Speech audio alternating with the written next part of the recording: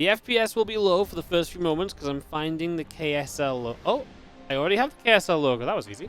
All right, in the bottom left-hand corner from KSL number 4 in the semi-finals. We're going to kick things off with our red Protoss player. This is herO. Protoss extraordinaire is in the upper right. The always dangerous blue Zerg. None other than Dark. Representing Dragon Kazi, of course, at the moment. And we get into game 1 of what is a best-of-3 semi-final from the KSL. KSL, a community tournament. I'm not sure if you can exclamation mark KSL for the link, but I think at this point people are very familiar that if you just type in, I'm pretty sure you can just type in KSL or Korean StarCraft League, Patreon or so on Google, and you'll be able to find the link to support this tournament series if you do so wish. So do check that out. It's happening every week. They've changed the time of it a little bit. I'm not 100% sure when it gets played live right now. I think they moved it from like Thursdays to Fridays maybe, but if you're European, it's in the middle of the night, so good luck watching it live. It's even the sort of hours where I don't stream. If you're NA, I think it's Thursday evening potentially though. Like later on Thursday evening, but don't hold me to that. I'm not 100% sure if I'm honest with you guys. Because, like I say, it's in the middle of the night for me, so I just sort of go in and check the replay pack every week or two. Didn't quite notice what day the games got played on specifically. But yes, a best-of-3 semi-final, herO taking on Dark, and the winner gets to play either Maru or Cure in the finals. Again, I don't know which of those it is, because I will not know that until I download the finals replay pack after this series and go into it, because we're not going to cast the TVT, we'll just cast this PVZ followed by the finals. So we will be doing that. Awesome. Hatchery, gas pool, all the usual suspects for an early game Zerg build. On the way out, no surprises there at all. He got the hatchery on location, which is obviously nice, rather than having to build the hatchery, off over to the third base or anything, which is oftentimes the case in this matchup. So that's always a nice little benefit. Not having to build that out of location is just a big plus. So generally going to be very happy with that. And herO is obviously just getting into a Stargate, which is very normal, very regular as well. No surprises on the Stargate opening. That is absolutely as expected.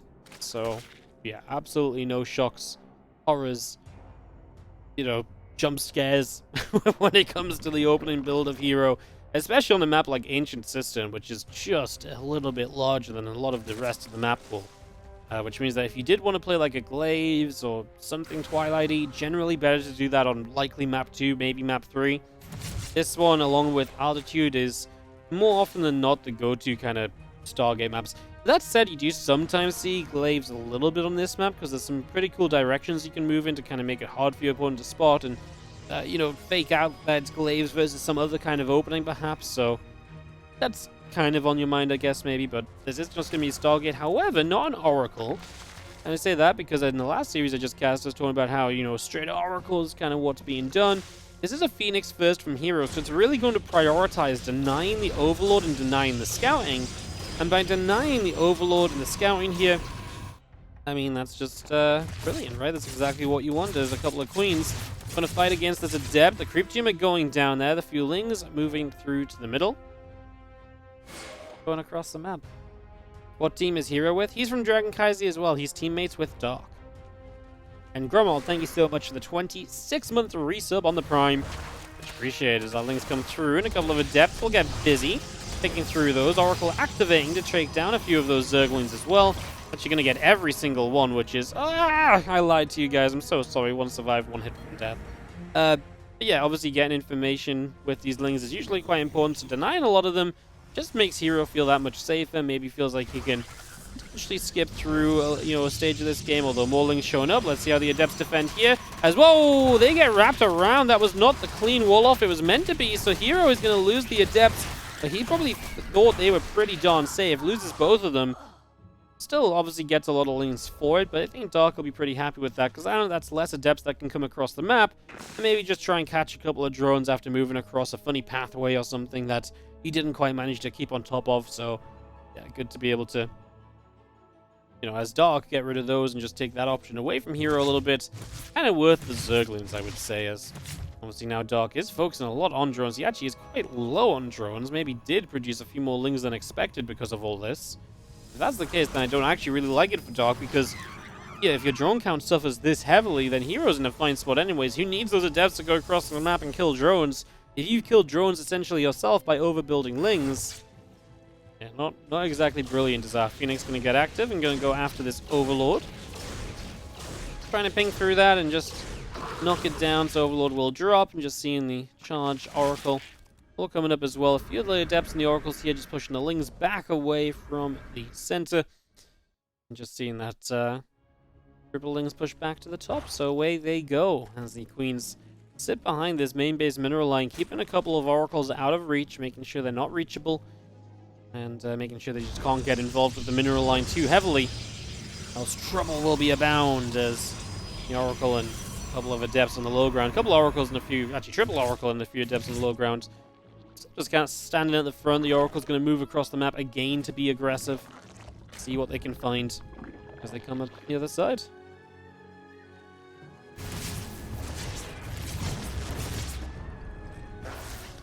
Lings just gonna get zapped and dapped. There's a few drones actually now going down. 5, 6, 7, 8, 9 drones going down. Big damage done here. I was just going to see. That is a massive flyby from herO. Getting so much out of this. I mean, that is a fantastic little pick-off. And then considering I've been talking about Dark being behind on income this whole game, it's just going to stay that way. And yeah, I mean, you can just see the resources lost already in hero's favor. He's mining a bunch more as well. This game on Ancient System is already heavily headed into Dark, into hero's favor so far. And Dark is going to have to do some serious work to pull himself back into this because, again, you're not meant to take, in combination, this much damage while also having been on such a low drone count this entire time. Kind of wild. Not sure what you're looking at. It's not live. No, the games are not live. This is a replay cast, as it says in the title and in the bracket command. Cast and replays of some games that were played on another day. Hopefully that explains everything. Couple Archons are there to turn the Zerglings around, and we do see the Roaches coming up as well. Roach speed is starting. The Baneling Nest is just getting going as well, so all of that being brought up right here. A few additional Zelds just warp it in there. Going to move to the front.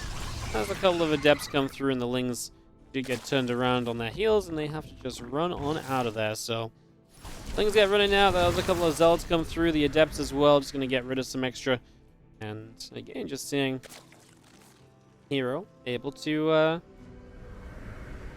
keep control, right? Just picking away at units of Dark. Dark has one Ling on a spot of this fourth base. And herO just tacking up as well. Disruptors are coming through. He's getting his fleet beacon as well. There is no slowing down a man who's obviously seen nothing but success in this game so far. There's no reason for him to slow down. Like, Dark isn't doing anything threatening. I mean, he's coming now with Roach Ling. You know, Roach speed finishing soon. No upgrades on the Roaches. Man, he's got Disruptors to defend. Well, he's got his first Disruptor to help him defend. I mean, the army supply is scary, but with a Disruptor, it's going to be hard for Dark to truly just kind of focus on attacking in. This generally does not look good at all if your name is Dark. Let's see, though. Maybe you can do something. Obviously, if a few Banelings can reach a mineral line, then there is endless potential. Well, I mean, I guess it's not endless because you're limited by how many workers are in the mineral line, but it's a very quick and easy way to get some kills and to maybe start dragging yourself back into this. So, let's see. For now, though, Banelings all get caught. The Disruptor loses some shields to the Banes, but that really doesn't matter. The Oracles have to push the Roaches back, and Dark's one moment of looking somewhat threatening is just kind of going to fizzle out.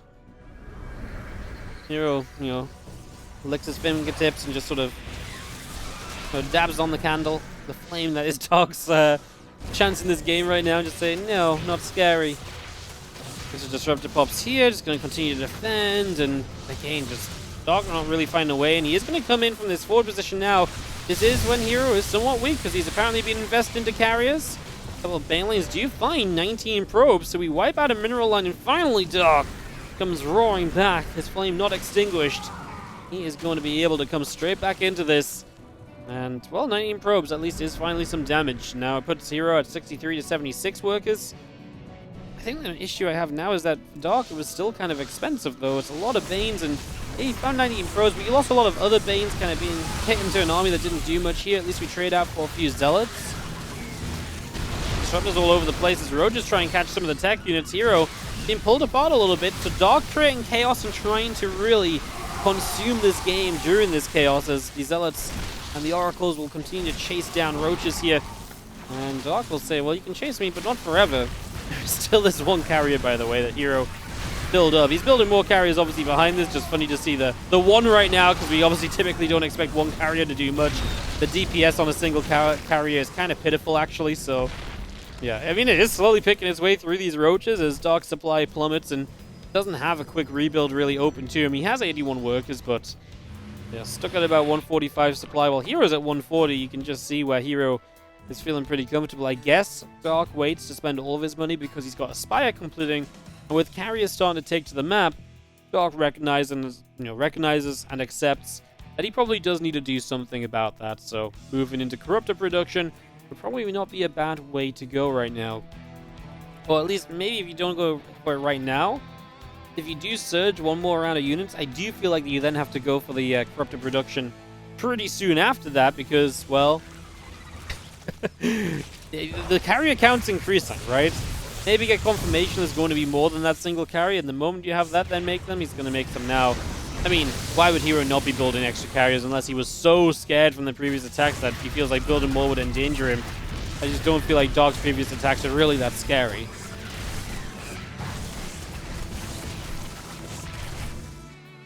Things get pushed away. The Archon's still collecting back together. Zealots too. 8 Corruptors, 10 Banelings, 36 Zerglings. All in production right now as our +1 missile attacks halfway along as well. There's a couple of Disruptors popping out, coming out to the front here. You see the +3 air weapons already building as well inside of herO, so bringing that up for the moment. Disruptors will grab and kill off the War Prism, so knocking that down straight away. But you see a few Disruptors, they're not stuck there, are they? I think they are stuck. Sneaky.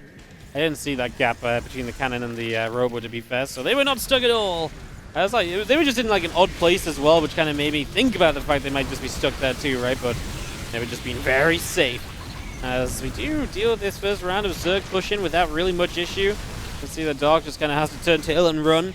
A couple of Banes are trying to find their ways in, and again, we do kill 14 pros. One thing Dark has found recently is pretty decent consistency when it comes to those Baneling run-bys. He's always finding at least a chunk of probes, you know, 10, 15 to 20. And that's good news, because if you didn't slow hero's economy down at all, herO would have been maxed out and across the map and in your face, I imagine, right now. So some pretty essential damage being dealt by Dark as the game continues by. We do have 5 more Corruptors still coming up as well.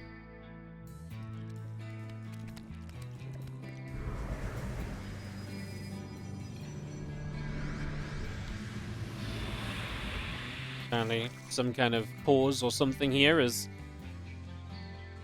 though we get back into it. Obviously a big push from herO. Dark's going to counterattack. Dark loves his counterattacks in this matchup. Absolutely loves to just get across the map and go all out aggressive. Going to do exactly that right here as you do see the... Well, the army of herO just turns around. He just leaves a few units across the other side because as far as hero's concerned, fully base trading probably gives Dark a way back in this. If he just gets rid of a few, drones and stuff, I think he's pretty confident in his current army. So as long as he's not letting Dark just kind of trade this army out and being absolutely great, I think hero's going to be fine. I think he realizes that too. So, yeah, I mean, both players losing a lot of workers. Obviously, hero's army is just better. And it's not just better, it's larger. Better in every way. Better techs, larger, 8 Protoss units.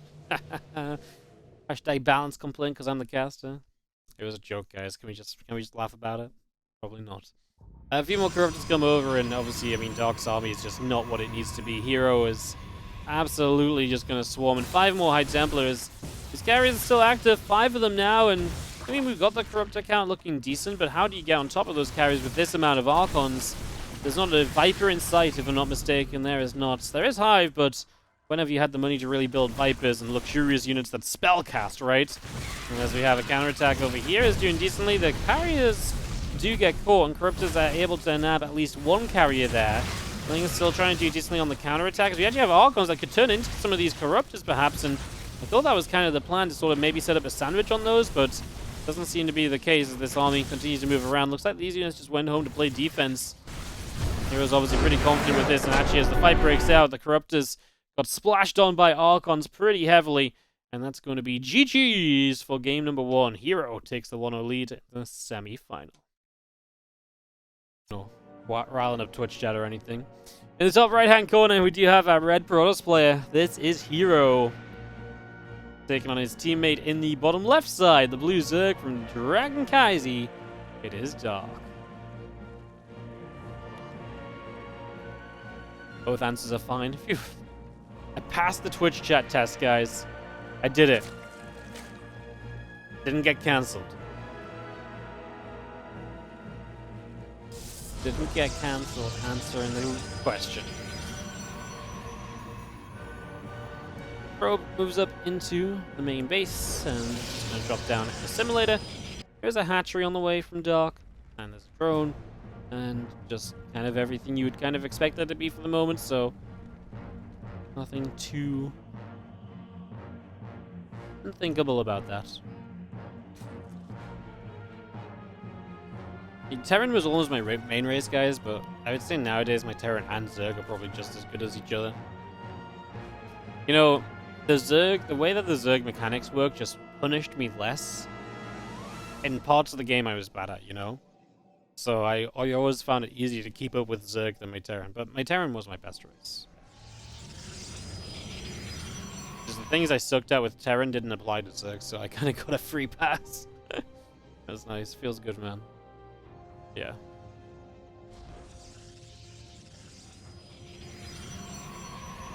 Terran's just fun to play, though, you know? Like, there's something very satisfying about playing Terran when you just got, like, a lot of units. You gotta, like, micro them a lot and move them around and trying to be very active. Like, I may not be good at it, but it feels very... It feels very good when you kind of get to... You know, when you get to do it and you sort of feel like you're doing it well, and you're like, man, I was everywhere in this game. I was like, oh, cool, I split up, or I attacked him all over. I know that's probably true of the other races, but to me, that's just like... To me, trying to be good at Terran was trying to be good at, in my eyes, what StarCraft was all about, which is probably because I was a Terran player, right? So I guess that doesn't make sense, but to me, like, the things that made me love StarCraft were more true when I played Terra than anything else. Yeah.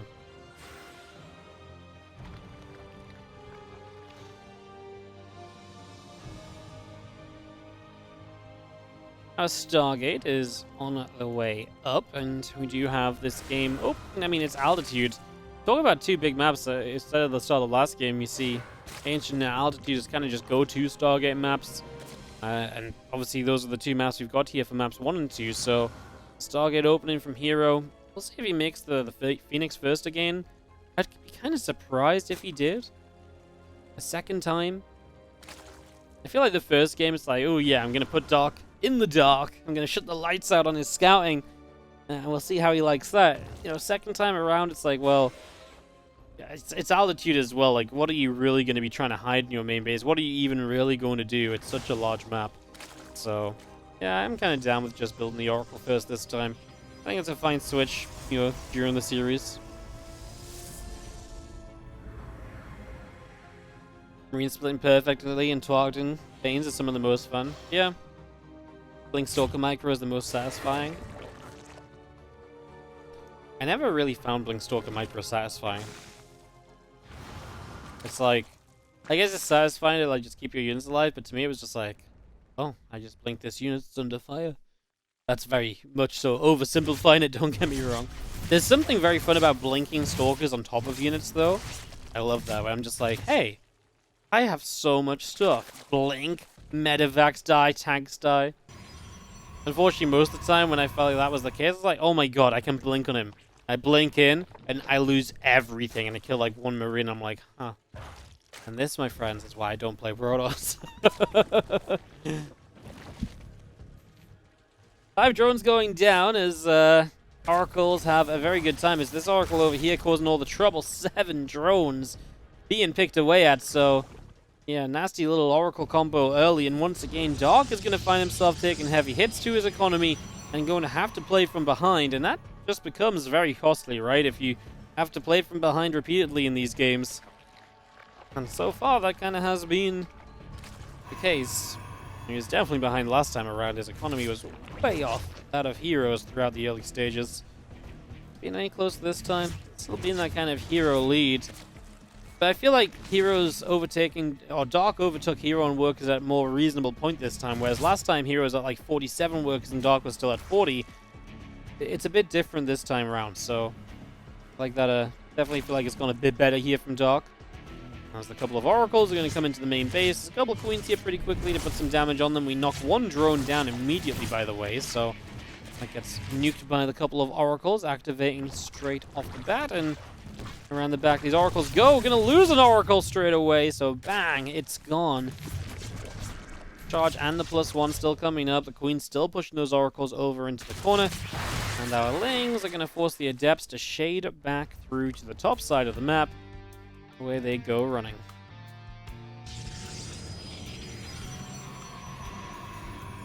Chrono Boost, by the way, on the Nexus. We just try and get as many probes out as possible. Hero's still on a worker lead. And this is just what you can't have happen as a Zerg. The pros just dominating the economy for way longer than they're really meant to.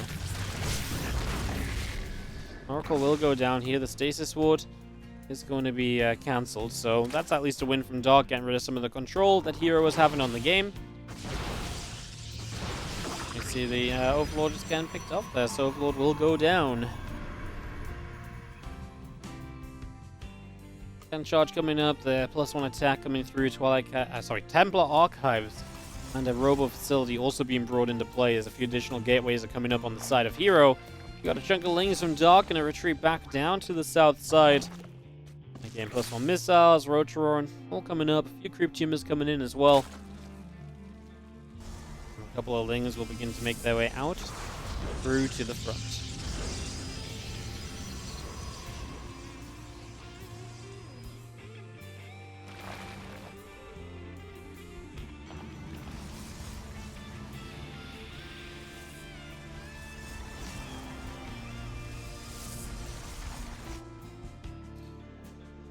I mean, outside of the Oracle harass, I guess we're kind of just chilling, right? Infestation Pen and Hydra Den, so Dark is just going to tech up, and herO's making a Phoenix. I wonder if he's almost assuming mutas because he's not really seen much else going on.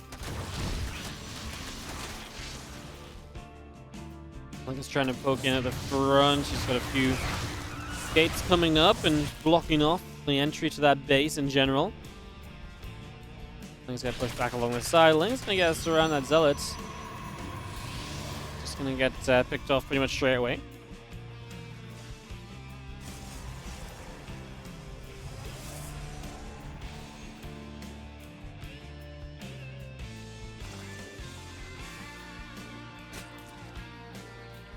Hive building up, Lurk Den on the way out, Evolution Chamber producing 2. Like I say, pretty passive, just Dark, building, tacking, and looking to see that latest set of units.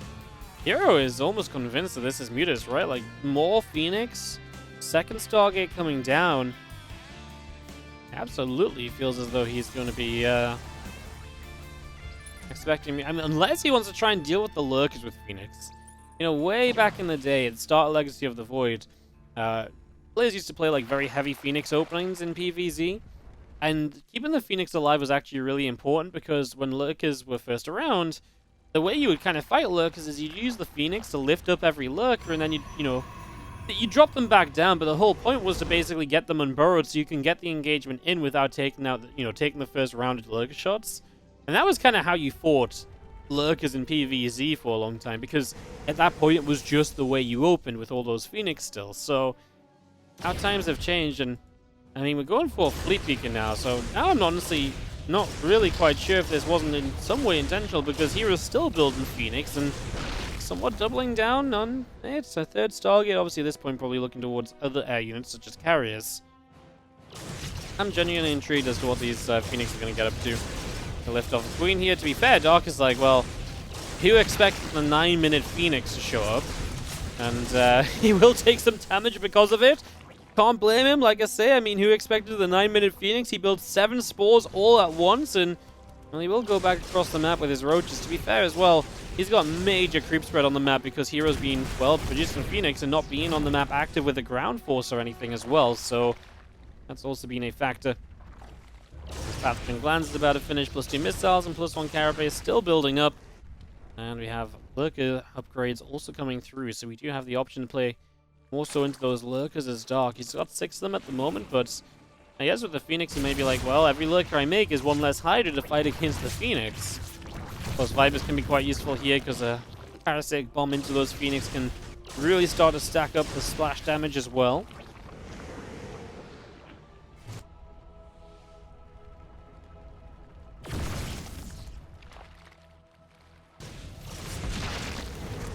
Phoenix lifting and picking off the Queen there as we go back into the center. We will see Archons, Adepts, Zealots, and Immortals all joining up through the middle of the map, and do have the extra carriers producing as well from herO, so still bringing a lot of this out.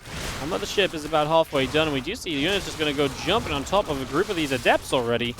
It's picking off a whole chunk of those. More Zealots head down to the bottom right-hand corner as well, and just going to start seeing herO being a bit more aggressive around the map. I mean, 11 minutes on altitude, Dark's kind of being allowed to just macro, and I gotta say that this kind of feels like we're gonna head into a pretty lengthy game. You know, when you get these two players macroing like this, I mean, is anything really gonna happen for a long time? Is there ever really going to be an opening again here in the foreseeable future? Like, I don't really think there is. Guess we'll see. Obviously, I mean, with enough harassment and maybe breaking open some holes on either side into the defenses of the other, maybe there is something a little bit more serious and a little, you know, that can happen a bit more quickly.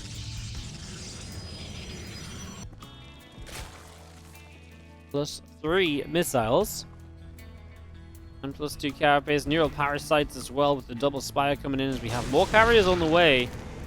I mean, I guess if herO just hits +2 air weapons and a bunch of carriers and Dark isn't, you know, properly set up to defend that, then yes, that's one way this game ends sooner rather than later, but is there really a world where Dark isn't ready to deal with carriers? Like, he's got double spire coming up, the Spore Crawler Forest is beginning to build.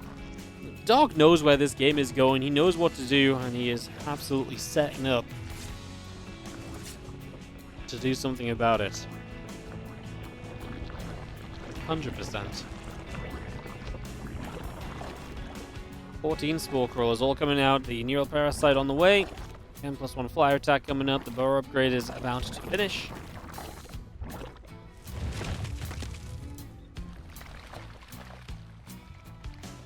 Flux Veins to get the Void Rays powered up as well as our few carriers.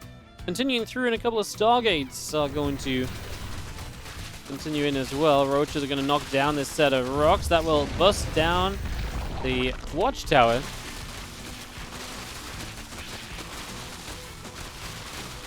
Was that meant to be a trick where if like it lands on the building, the rocks don't spawn? I'm actually not 100% sure. There was like some kind of a bug where if there was a building there, when the rocks dropped down, the rocks didn't spawn, so you didn't have to clear them out or something, but I wasn't really sure what that was.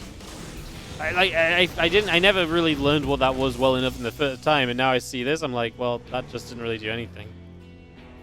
The hatch needs 500 plus HP. So that it doesn't die. Like when the rocks drop, they do a certain amount of damage, and if they can't kill what's there, they just don't spawn. That logically makes sense to me, I suppose. Not that it makes much difference. He killed the rocks so quickly after anyways. It doesn't work on ESL maps. I thought they kept it on ESL maps for Katowice, but maybe they changed it since then. Anyways, a couple of abducts, and it doesn't really matter. It was such a minor thing. Just gave us something to talk about. As herO is pressing forward, and I mean, we're kind of just relying on Spore Crawlers, though. Like, we just abducted these carriers in. There's not a Corruptor on the map. There's like 3 Hydras at the moment, and well, you saw how effective the first abducts were. Not very. As, yeah, these carriers just sit here and kill things. The few roaches that were counterattacking haven't really done much at all. They're getting slain pretty darn quickly. And herO might just push through and win the game here, because I don't see Dark having much of a defense. I don't know about you guys. I don't know if you can see something that I can't, but I'm hard-pressed to believe there's a defense here that I'm not currently seeing, you know? Convince me, guys. Show me where it is. Now, this doesn't look good at all for Dark. He's supply blocked. He'd never really had the army to deal with this, and now he can't build more of the army he would need to deal with this. Parasitic Bomb goes down. The Corruptors just fly straight in. The Archons still struggle to join the fight because of the Lurkers on either side. The Phoenix will lift up a couple of those Lurkers just to help out where they can. Hey, we actually got rid of the Interceptors. So what he did with the Corruptors, he flew into the Parasitic Bomb, and that means the Parasitic Bomb hits the Interceptors as well. So the Interceptors go down. So actually, you kind of negate the damage output of these carriers, and, well, if this game was any closer, that would have been a really cool move. Unfortunately, this game isn't that close. Like, if the game was just any better before now, then brilliant, but that's just not the case, right? So, yeah, kind of a little wild as carriers and Archons and Voids and Phoenix all coming around the sides. As you see this little bit of group spread being cleaned out here as well. Just knocking our way through this. The Lurkers are all going to burrow up. A little Oracle Revelation onto a few Corruptors as well. You see now drones making their way down to the bottom right-hand corner.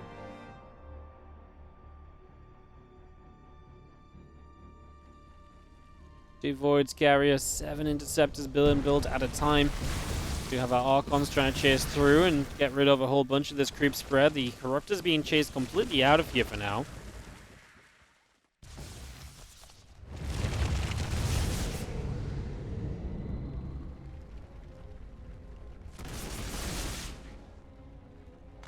And hero's got to be careful about attacking in. Still a lot of Lurkers, and you know, you want to make sure you can absolutely stop this army when you do take the fight. Don't want to overcommit into something, because this feels like a wooden game for herO.